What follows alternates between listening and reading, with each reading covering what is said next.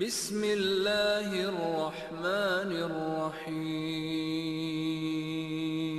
الحمد للہ رب العالمین والصلاة والسلام علی نبینا محمد وآلہ وصحبہ اجمعین، واشہد ان لا الہ الا اللہ وحدہ لا شریک لہ، واشہد ان محمدا عبدہ ورسولہ، اما بعد۔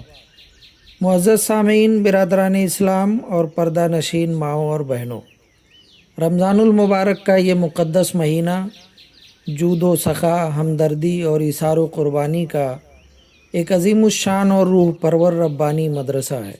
اس مبارک مہینے میں ایک سچے مومن کا دل اللہ تعالیٰ کی مخلوق کے لیے اس قدر نرم اور گداز ہو جاتا ہے کہ وہ اپنی بھوک بھول کر دوسروں کی شکم سیری کا سامان کرنے کو اپنی سعادت سمجھتا ہے۔ آج کی اس نشست میں ہم انہی فیضان رمضان میں سے ایک ایسے مخفی اور نظر انداز کیے گئے باب پر گفتگو کریں گے جو اجر و ثواب کے اعتبار سے تو بہت بلند ہے، لیکن ہم میں سے اکثر لوگ اس سے غافل ہیں۔ آئیے کتاب و سنت اور فہم سلف کی میزان میں اس اہم معاشرتی پہلو کا جائزہ لیں۔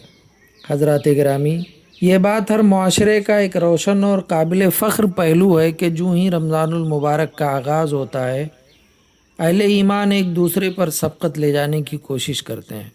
مساجد میں، چوراہوں اور سڑکوں پر افطار کے دسترخوان سجائے جاتے ہیں۔ یقیناً یہ ایک ایسی قابل ستائش اور شاندار روایت ہے جس کی بنیاد خود ہمارے حبیب صلی اللہ علیہ وسلم نے رکھی ہے۔ لوگ اس کار خیر میں محض اس عظیم الشان اجر کی لالچ اور امید میں بڑھ چڑھ کر حصہ لیتے ہیں جس کی بشارت صادق و مصدوق صلی اللہ علیہ وسلم نے دی ہے۔ سیدنا زید بن خالد جوہنی رضی اللہ عنہ سے روایت ہے کہ نبی کریم صلی اللہ علیہ وسلم نے ارشاد فرمایا، من فطر صائما کان لہ مثل اجرہ غیر انہ لا ینقص من اجر الصائم شیئا۔ جس شخص نے کسی روزے دار کو افطار کرایا تو اس کے لیے بھی اس روزے دار کے برابر ہی اجر ہوگا، بغیر اس کے کہ روزے دار کے اپنے اجر میں کوئی کمی کی جائے۔ بلا شبہ یہ ایک انتہائی خوشائند رجحان ہے کہ افطار اور خیراتی کاموں میں حصہ لینے والوں کی تعداد میں کثرت دیکھنے میں آتی ہے۔ اللہ تعالیٰ کے فضل سے یہ مناظر ہر جگہ مشاہدے میں آتے ہیں اور اس سے مسلمانوں کی باہمی محبت اور اخوت کا عملی مظاہرہ ہوتا ہے۔ اللہ اس میں اخلاص عطا فرمائے اور قبول فرمائے۔ میرے دینی بھائیوں، جہاں ہم افطار کے دسترخوانوں کی کثرت پر اللہ کا شکر ادا کرتے ہیں، وہیں ایک ایسا فکری اور عملی المیہ بھی ہے جس کی طرف بہت کم لوگوں کی توجہ ہو جاتی ہے۔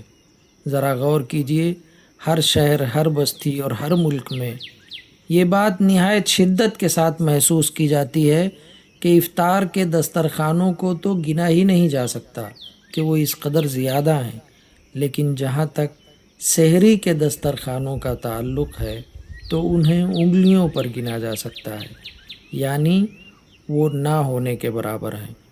لوگ اس بات سے تو بخوبی واقف ہیں کہ افطار کرانے کا کتنا اجر ہے، لیکن وہ اس بات سے غافل ہیں کہ سفرا، مساکین اور مزدور طبقے کو سحری کا کھانا فراہم کرنا کس قدر عظیم نیکی ہے۔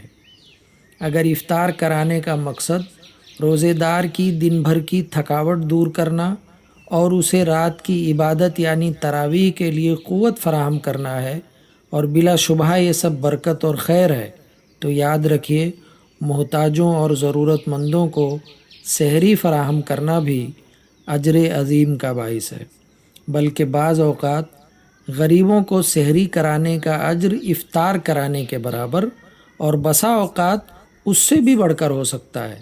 والعلم عند اللہ، کیونکہ سحری فراہم کرنے والے کم ہیں اور اس وقت حاجت مند کی محتاجی زیادہ شدید ہوتی ہے۔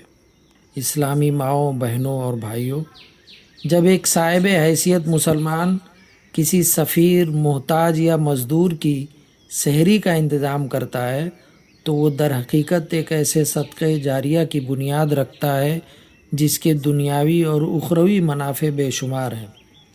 محتاجوں کو سحری کے دسترخوان مہیا کرنے کے چند عظیم ترین اور نمایاں فوائد ہیں۔ نمبر 1، روزے دار کی روزے پر عملی مدد۔ سحری وہ مبارک غذا ہے جو انسان کو دن بھر کی بھوک اور پیاس برداشت کرنے کی طاقت دیتی ہے۔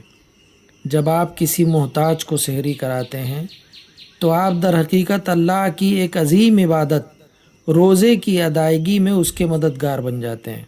اللہ رب العزت کا فرمان ہے وَتَعَاوَنُوا عَلَى الْبِرِّ وَالتَّقْوَى وَلَا تَعَاوَنُوا عَلَى الْإِثْمِ وَالْعُدْوَانِ، اور نیکی اور پرہیزگاری کے کاموں میں ایک دوسرے کی مدد کیا کرو اور گناہ اور زیادتی کے کاموں میں ایک دوسرے کا ساتھ نہ دو۔ نمبر 2، محتاجوں کی روزگار میں اعانت۔ دینی بھائیوں، مدارس کے وہ سفراء جو سارا دن کڑی دھوپ میں اپنے دینی ادارے کے لیے بھاگ دوڑ کرتے ہیں، یا وہ مزدور حضرات جو دن بھر اپنی روزی کے لیے مشقت اٹھاتے ہیں، فیکٹریاں چلاتے ہیں یا سڑکوں پر محنت مزدوری کرتے ہیں، ان کے لیے بغیر سحری کے روزہ رکھنا اور کام کرنا جان لیوا ثابت ہو سکتا ہے۔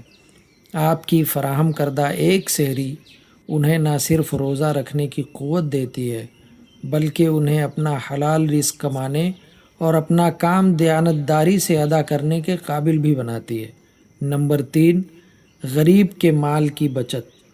آج کے مہنگائی کے اس دور میں جب 2 وقت کی روٹی کا حصول مشکل ہو چکا ہے، آپ کا کسی محتاج کو سحری کرانا اس کے محدود مال کی بچت کا سبب بنتا ہے۔ وہ پیسے جو اس نے سحری کے راشن پر خرچ کرنے تھے، اب وہ اپنی کسی اور بنیادی ضرورت، بچوں کی تعلیم یا عید کی خوشیوں پر خرچ کر سکے گا۔ کیا یہ تمام باتیں ایک سچے مومن کے دل کو اس طرف مائل کرنے کے لیے کافی نہیں کہ وہ ان بھولی ہوئی نیکیوں کو دوبارہ زندہ کرے؟ حضرات گرامی، جب ہم سحری کرانے کی ترغیب دیتے ہیں تو بعض لوگوں کے ذہنوں میں ایک عملی مشکل اور رکاوٹ پیدا ہوتی ہے۔ بعض لوگ یہ عذر پیش کرتے ہیں کہ میرے لیے یہ بات انتہائی مشقت اور تکلیف کا باعث ہوگی کہ میں آدھی رات کو سحری کھانے والوں کو اپنے گھر بلا کر انہیں کھانا کھلاؤں، کیونکہ اس سے اہل خانہ کی نیند اور پردے کا نظام متاثر ہوتا ہے۔ میرے بھائی، آپ کو معلوم ہونا چاہیے کہ شریعت اسلامیہ آسانی والا دین ہے۔ یہ دین جہاں ہمیں نیکی کا راستہ دکھاتا ہے تو وہیں ہمیں اعتدال کا بھی حکم دیتا ہے۔ ایسے شخص کے لیے ہمارا مشورہ اور رہنمائی یہ ہے کہ محترم، آپ نہ تو اپنی جان کو مشقت میں ڈالیں اور نہ ہی اپنے گھر والوں کو مشقت میں ڈالیں۔ اس تکلیف کو ایک نہایت خوبصورت حکمت عملی سے دور کیا جا سکتا ہے۔ وہ حکمت عملی کیا ہے؟ آپ کسی قریبی ہوٹل یا ریسٹوراں پر جائیں جو سحری کے وقت کھلا ہو اور جہاں سفراء حضرات اور دیگر محتاج و مزدور طبقہ کھانا کھانے آتا ہو۔ ہوٹل والے سے پوچھیں ایک شخص کی سحری کی خوراک کتنے کی ہے۔ اگر وہ جواب دے کہ مثلاً ایک سحری کی قیمت کم و بیش 100 روپے ہے، تو آپ اسے پیسے پکڑائیں اور کہیں یہ لو، یہ 10 یا 50 آدمیوں کی سحری کی قیمت ہے، جو بھی ضرورت مند آئیں انہیں میری طرف سے سحری کھلا دینا۔ سبحان اللہ! ذرا اس سودے کی خوبصورتی اور اس کے ثمرات پر غور کیجیے۔ آپ اپنے گھر میں اپنے اہل و عیال کے ساتھ پرسکون انداز میں سحری کر رہے ہیں اور وہ سفیر یا محتاج شخص اللہ کے فضل سے کسی ہوٹل میں آپ کے دیے ہوئے صدقے سے پیٹ بھر کر سحری کھا رہا ہے۔ نتیجہ کیا نکلا؟ آپ اللہ کے ہاں بھرپور اجر و ثواب کے حقدار بن گئے، اور وہ ضرورت مند جس نے سحری کھائی وہ خوش و خرم ہو گیا، کیونکہ آپ نے اس کے کھانے کا بندوبست بھی کر دیا اور اس کے پیسوں کی بچت کر کے اس کی مالی مدد بھی کر دی۔ یہ وہ مخفی نیکیاں ہیں جو انسان کو اللہ کا محبوب بنا دیتی ہیں۔ رسول اللہ صلی اللہ علیہ وسلم کا فرمان ہے صدقۃ السر تطفئ غضب الرب، چھپا کر دیا جانے والا صدقہ پروردگار کے غصے کو ٹھنڈا کر دیتا ہے۔ حضرات گرامی، آج کی اس مجلس میں ہم نے جو فکری بیداری حاصل کی ہے اس کا عملی تقاضا یہ ہے کہ ہم جس طرح افطار کرانے میں جوش و خروش دکھاتے ہیں، اسی طرح ضرورت مند سفراء، مسکینوں اور محتاجوں کی سحری کا بھی درد اپنے دلوں میں پیدا کریں۔ مدارس کے سفراء، مساجد کے خادموں، چوکیداروں، محلے کے محنت کشوں اور غریب طالب علموں کی سحری کے لیے خاموشی سے رقم فراہم کریں تاکہ ان کی عزت نفس بھی مجروح نہ ہو اور ہماری نیکی بھی اللہ کے حضور پیش ہو جائے۔ اگر گھر میں انتظام مشکل ہو تو مقامی ہوٹلوں یا فلاحی اداروں کے ذریعے اس خاموش صدقے کا آغاز آج ہی سے کریں۔ آئیے آج ہم اس پاک پروردگار کے حضور انتہائی عاجزی سے دستے بدعا ہوں۔ اے ہمارے پروردگار، ہمیں دین کی صحیح سمجھ اور اس پر خلوص نیت کے ساتھ عمل کرنے کی توفیق عطا فرما۔ اے اللہ، جس طرح تو نے ہمیں مال کی نعمت سے نوازا ہے، ہمارے دلوں میں فقراء، مساکین اور محتاجوں کا درد اور ان کے لیے سخاوت کا جذبہ بھی پیدا فرما دے۔ اے اللہ، جو لوگ تیرے بندوں کی سحری اور افطاری کا انتظام کرتے ہیں، ان کے رزق میں، ان کی جانوں میں اور ان کی اولاد میں بے پناہ برکتیں نازل فرما۔ اے اللہ، ہمارے روزوں کو، ہمارے قیام کو اور ہمارے ان صدقات کو جو ہم کھلے اور چھپے کرتے ہیں، اپنی بارگاہ میں شرف قبولیت عطا فرما۔